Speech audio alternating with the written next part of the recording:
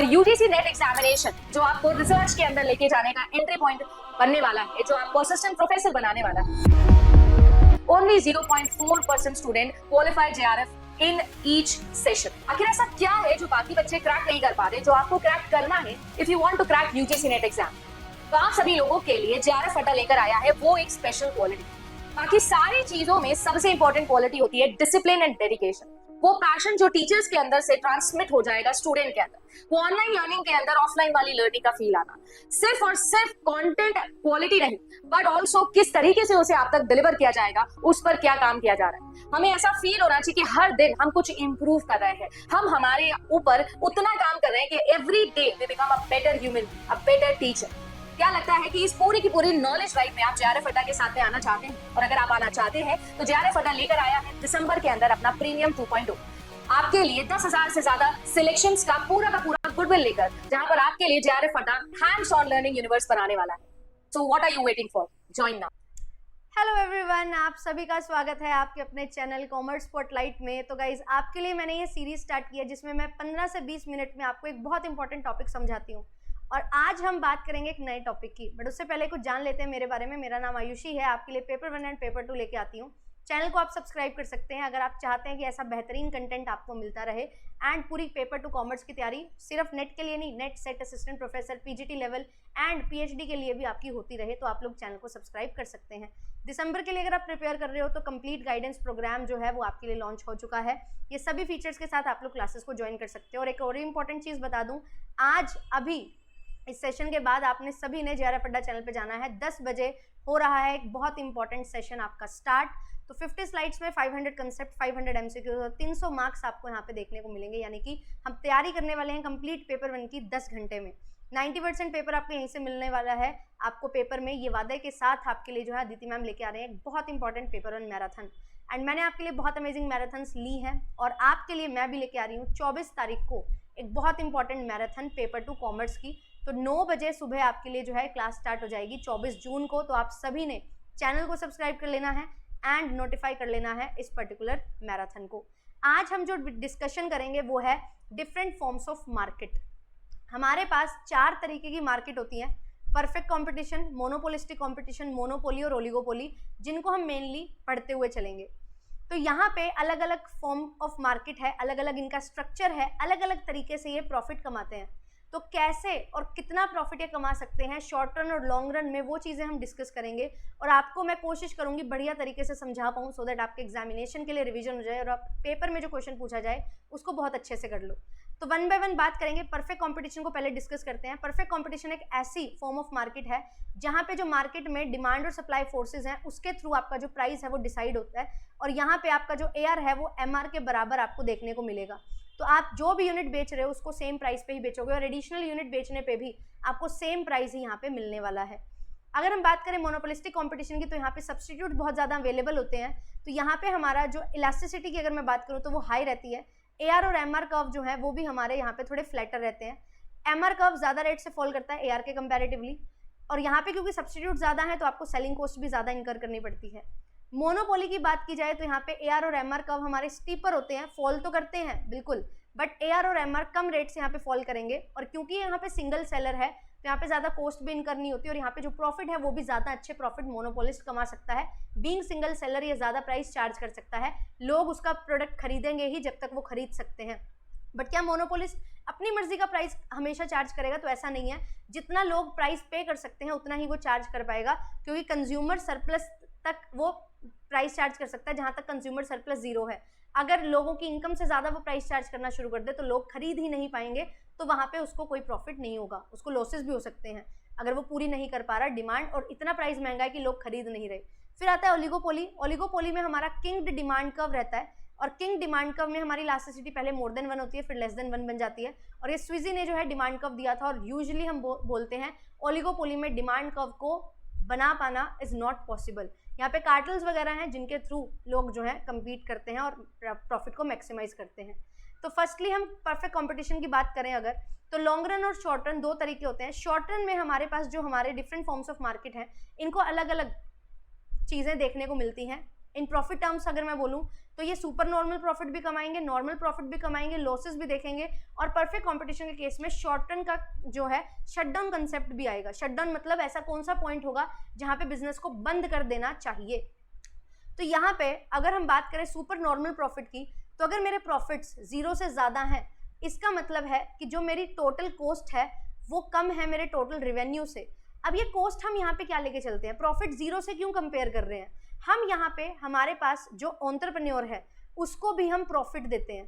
तो प्रॉफिट हम ऑलरेडी एक कॉस्ट मान के चलते हैं जो इम्प्लिसिट कॉस्ट में आती है, इसीलिए हम बोलते हैं कि अगर हमारी टोटल कॉस्ट और रेवेन्यू बराबर है तो हमें नॉर्मल प्रॉफिट होगा। तो अगर मुझे सुपर नॉर्मल प्रॉफिट चाहिए तो प्रॉफिट मोर देन 0 होना चाहिए। तो यहाँ पे हमारा जो टीसी है वो कम होगा टीआर से, है ना, और जो हमारा एसी है वो कम होगा हमारा एआर से। और जब भी हम प्रॉफिट की बात करते हैं, हमें कैलकुलेट करना है, हम एमआर-एमसी अप्रोच को यहाँ पे लेके चलेंगे, जहाँ पे एमआर-एमसी के बराबर है और एमसी कर्व एमआर कर्व को बिलो से कट कर रहा है, उस पॉइंट पे हम इसको फाइंड आउट करने की कोशिश करते हैं। एआर बराबर एमआर होता है, एंड यहाँ पे हमारा जो एमसी कर्व है वो इस तरीके से चलता है। तो ये जो पॉइंट है इस पे हम आउटपुट को डिटरमाइन करते हैं, और इस पॉइंट पे देखते हैं हमारा एसी और एआर में क्या रिलेशन है। अगर मैं एसी और एआर की यहाँ पे बात करूँ तो क्या रिलेशन हमारा रहेगा वो हमने यहाँ पे चेक करना है। और मुझे सुपर नॉर्मल प्रॉफिट हो रहे हैं, इसका मतलब मेरा रेवेन्यू जो है वो काफ़ी ज़्यादा है मेरे किससे, कॉस्ट से। तो यहाँ पे मेरे पास जो एवरेज कॉस्ट है वो इस तरीके से यहाँ पे आ रही है। तो इस पॉइंट पे मेरा जो एवरेज कॉस्ट है वो कम है, तो ये जो मुझे प्रॉफिट हो रहे हैं ये मेरे प्रॉफिट सुपर नॉर्मल प्रॉफिट कहलाते हैं। मैं इसको थोड़ा सा जूम करके आपको दिखा देती हूँ सो दैट आपको अच्छे से समझ आ जाए। तो इस तरीके से यहाँ पे ये जो है ये प्रॉफिट मेरे सुपर नॉर्मल प्रॉफिट कहलाएंगे। अब इसके बाद नेक्स्ट चीज़ हम यहाँ पे देखते हैं, अगर मैं बात करती हूँ कि अगर मुझे नॉर्मल प्रॉफिट्स हो रहे हैं, तो नॉर्मल प्रॉफिट्स के केस में क्या होता है, प्रॉफिट 0 के बराबर होता है। यहाँ पे टीसी और टीआर जो है हमारे बराबर होंगे, एंड एमआर एमसी बराबर होंगे, एमसी इज राइजिंग, उस पॉइंट पे हम जो है आउटपुट को देखेंगे। तो यहाँ पे मेरे पास ये पॉइंट यहाँ पे बनेगा, एआर जो है वो एमआर के बराबर है और यहाँ पे जो है एमसी कर्व है। अब यहाँ पे मेरे पास ये आउटपुट लेवल है और एआर एसी बराबर है इस पॉइंट पे। तो ये जो हमारा पॉइंट है ये हमें नॉर्मल प्रॉफिट दिखा रहा है, ये प्रॉफिट है, ठीक है। और यहाँ पे हमारी जो है रिवेन्यू की हम यहाँ पे बात करते हुए चल रहे हैं, कॉस्ट की हम बात करते हुए चल रहे हैं, ये चीज़ को हम यहाँ पे लेके चल रहे हैं। बेसिकली हम यहाँ पे आउटपुट की बात कर रहे हैं, एंड यहाँ पे जो है हम प्रॉफिट, रिवेन्यू एंड कॉस्ट को लेके चल रहे हैं। तो इस पॉइंट ऑफ टाइम पे यहाँ पे हमारे पास नॉर्मल प्रॉफिट हो रहे हैं। अब क्या लॉसेस भी होते हैं? यस, हमें यहाँ पे लॉसेस भी दिखाई देते हैं। लॉसेस कब होंगे? लॉसेस वो सिचुएशन है जहाँ पे मेरे प्रॉफिट लेस देन 0 है, यानी कि मेरी टोटल कॉस्ट जो है टोटल रेवेन्यू से ज़्यादा है। तो आउटपुट हम कहाँ देखेंगे? एमआर एमसी जहाँ पे बराबर होंगे और हमारा जो है एमसी कर्व अपवर्ड होगा। तो यहाँ पे इस पॉइंट पे आउटपुट पे OQ1 इसको हम ले लेते हैं। तो यहाँ पे अगर मेरा रिवेन्यू जो है वो क्या है, एआर और एसी को भी हम देखेंगे, एआर जो है वो हमारा कम है एसी से, तो इस पॉइंट ऑफ टाइम पे हमें लॉसेज होंगे। और एआर ज़्यादा है एसी कम है, तो ये सिचुएशन जो है ये मुझे यहाँ, सॉरी मैंने अपोजिट बना दिया, एक सेकेंड, ये जो सिचुएशन है हमारी यहाँ पे देखना ध्यान से, एसी जो है वो ज़्यादा है, एसी ज़्यादा है एआर से इस पॉइंट पे। तो ये जो है एसी है, एसी कर्व है, तो यहाँ पे क्या होगा, यहाँ पे जो ये पॉइंट है ये हमें लॉसेस दिखाई दे रहे हैं। तो यहाँ पे हमें लॉसेस की सिचुएशन दिखाई देती है। तो ये 3 केस होते हैं। अब लॉन्ग रन की अगर हम बात करें तो लॉन्ग रन में हमें सिर्फ और सिर्फ नॉर्मल प्रॉफिट होते हैं। ऐसा क्यों? क्योंकि फ्री एंट्री और एग्जिट जो है ये पॉइंट हमें हेल्प करता है कि नए लोग बिजनेस में आ सकते हैं। जहाँ पे सुपर नॉर्मल प्रॉफिट हो रहे हैं, नए लोग एंट्री लेंगे तो डिमांड सप्लाई बराबर हो जाएगी, जिससे हमारे प्रॉफिट कम हो जाएंगे। अगर लॉसेज हो रहे हैं तो लोग एग्जिट भी कर सकते हैं, जिससे क्या होगा, हमारी डिमांड सप्लाई बराबर हो जाएगी, तो फिर दोबारा से हमें नॉर्मल प्रॉफिट होंगे। तो ये सिचुएशन हमारी रहती है। अब एक पॉइंट है हमारा शटडाउन पॉइंट। अब जब हम बात करते हैं टोटल कॉस्ट की, तो वो हमारे टोटल वेरिएबल कॉस्ट और हमारे टोटल फिक्स कॉस्ट से मिलकर बनी है। ऐसे ही अगर हम बात करते हैं हमारी एवरेज कॉस्ट की, तो वो हमारी कॉस्ट जो है एवरेज वेरिएबल कॉस्ट और एवरेज फिक्स्ड कॉस्ट से मिलकर बनती है। तो इस पॉइंट ऑफ टाइम पे हम क्या करते हैं, ध्यान देंगे यहाँ पे, हमारे पास यहाँ पे क्या चीज़ है, एवरेज वेरिएबल और एवरेज फिक्स। अगर मैं अपनी वेरिएबल कॉस्ट यानी कि एडिशनल यूनिट को बनाने के लिए जो एडिशनल खर्चा कर रही हूँ वो भी पूरा नहीं कर पाती, तो मुझे अपने बिजनेस को बंद कर देना चाहिए। तो यहाँ पे हमारे पास ये सिचुएशन ऐसे आती है, एआर जो है वो एमआर के बराबर है, राइट, यहाँ पे एमसी कर्व है। अब यहाँ पे मेरे पास अगर मैं बात करूँ, मेरे पास जो टोटल कॉस्ट है उसकी और एवरेज वेरिएबल कॉस्ट की, अगर मेरी टोटल कॉस्ट या मेरी एवरेज कॉस्ट एवरेज रेवेन्यू के बराबर है तो नॉर्मल प्रॉफिट है। अगर ये चीज़ मुझे यहाँ पे ना दिखाई दे, ठीक है, इस तरीके से इसको हम समझने की कोशिश करते हैं, ध्यान देना, ये चीज़ यहाँ पे जो है वो बराबर ना रहे, यानी कि मेरे पास यहाँ जो कॉस्ट है वो ऊपर हो जाए, तो यहाँ पे मुझे लॉसेज होते हैं। बट अगर मैं ये बोलूँ कि ये मेरे पास जो एवरेज वेरिएबल कॉस्ट है वो क्या है, वो भी मेरी ऊपर हो रही है, इट मीन्स कि मैं अपनी वेरिएबल कॉस्ट को भी पूरी नहीं कर पा रही हूँ। तो ये जो पॉइंट है, ये पॉइंट हमारा शटडाउन पॉइंट होगा कि आप अपने बिजनेस को बंद कर दो। क्यों? क्योंकि आप फिक्स्ड कॉस्ट का तो खर्चा बियर कर सकते हो, क्योंकि वो तो हमेशा रहेगा ही अगर आप बिजनेस बंद भी कर दो तो भी। बट अगर आप वेरिएबल कॉस्ट भी पूरी नहीं कर पा रहे, एक यूनिट को बनाने में 10 रुपए खर्च रहे हो एंड वहां से आपको 8 रुपए ही मिल रहे हैं, तो इट इज बेटर कि आप अपना बिजनेस बंद कर दीजिए। तो वो शटडाउन पॉइंट हमारे पास यहाँ पे निकल के आ जाता है। Shutdown point is a point where you are not able to recover your total average variable cost. तो यहाँ पे ये चीज आपने समझनी है। अब इसके बाद बात करेंगे मोनोपोलिस्टिक कंपटीशन की। सेम यही डायग्राम्स हमारे होने वाले हैं, क्योंकि मोनोपोलिस्टिक और परफेक्ट कंपटीशन में सेम ही चीज रहती है, बट हाँ यहाँ पे हमारे सब्स्टिट्यूट ज्यादा होते हैं, बस ये चीज का फर्क होता है। तो super normal profit, normal profit और लॉसेस, सेम यही डायग्राम्स जो हैं वो आपको यहाँ पे देखने को मिलेंगे, सेम यही कंडीशंस आपको यहाँ पे देखने को मिलेंगी। कर्व चेंज हो जाएंगे। कैसे? कर्व हमारे अब इस तरीके से बनेंगे, क्योंकि हमने देखा था यहाँ पे इलास्टिसिटी ज्यादा होती है। तो ये मेरा AR कर्व होगा, ये मेरा MR कर्व होगा। MR MC जहां बराबर होंगे वहां पे मैं आउटपुट को कंसीडर करूंगी एंड इस पॉइंट पे मैं देखूंगी मेरा एवरेज कॉस्ट क्या है।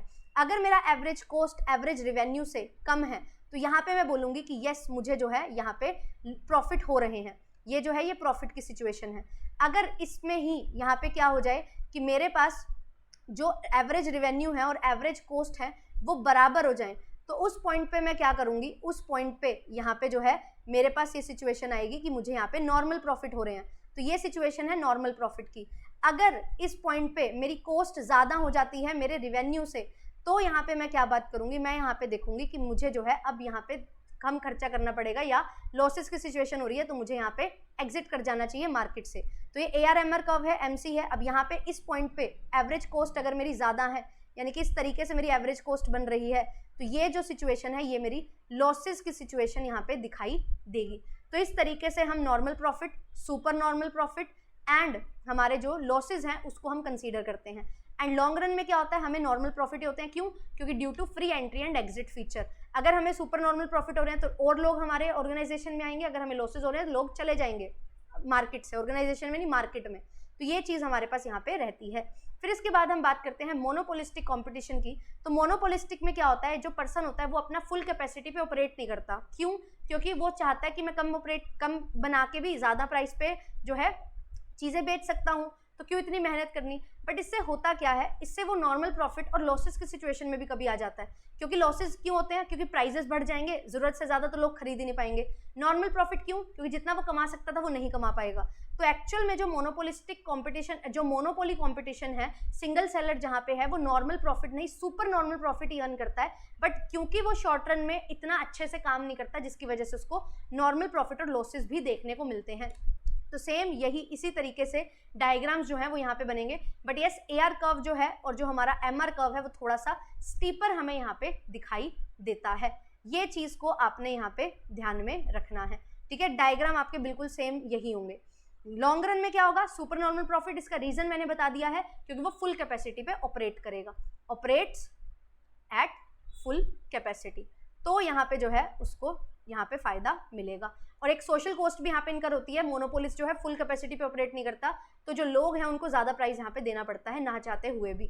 फिर बात आती है ओलिगोपोली की। तो ओलिगोपोली में जैसा कि मैंने बताया कि डिमांड कर्व हम नहीं बना पाते, तो ये हमारा जो है स्विजी डिमांड कर्व यानी कि किंग डिमांड कर्व हमारा रहता है। हमारी इलास्टिसिटी पहले क्या होती है, मोर देन 1 होती है, फिर लेस देन 1 होती है। इसमें क्या होता है, अगर 2 कॉम्पिटिटर है, मान लो जैसे कि कोको कोला है ना, और हमारे पास है पेप्सी। तो ये जो है पेप्सिको, ये 2 कंपनीज हैं, राइट। अब यहाँ पे क्या है, अगर कोको कोला अपने प्राइसेस को बढ़ा देगा तो पेप्सिको जो है प्राइस को नहीं बढ़ाएगा। अगर कोको कोला प्राइस को कम कर देगा तो पेप्सिको भी अपने प्राइस को कम कर देगा। तो यहाँ पे अगर आप प्राइस कम करते हो तो आपका कॉम्पिटिटर आपको फॉलो करता है, बट अगर आप प्राइस बढ़ा देते हो तो कॉम्पिटिटर फॉलो नहीं करता। प्राइस कम कर रहे हो तो कॉम्पिटिटर क्यों फॉलो करेगा, क्योंकि उसके लोग आपके पास चले जाएंगे, इसलिए तो वो नहीं जाने देगा। अगर आप प्राइस बढ़ाओगे तो उसके लोग आपके पास आएंगे, अगर आपने प्राइस में चेंज नहीं किया। तो पेप्सी वाला जो है वो प्राइस में चेंज नहीं करता, सो दैट कोको कोला के कस्टमर्स पेप्सी के पास आ जाएं। क्योंकि जब हम सब्स्टिट्यूट और कॉम्प्लीमेंट्री की बात करते हैं तो एक के प्रोडक्ट के प्राइस में चेंज आता है तो दूसरे की डिमांड पे फर्क पड़ता है।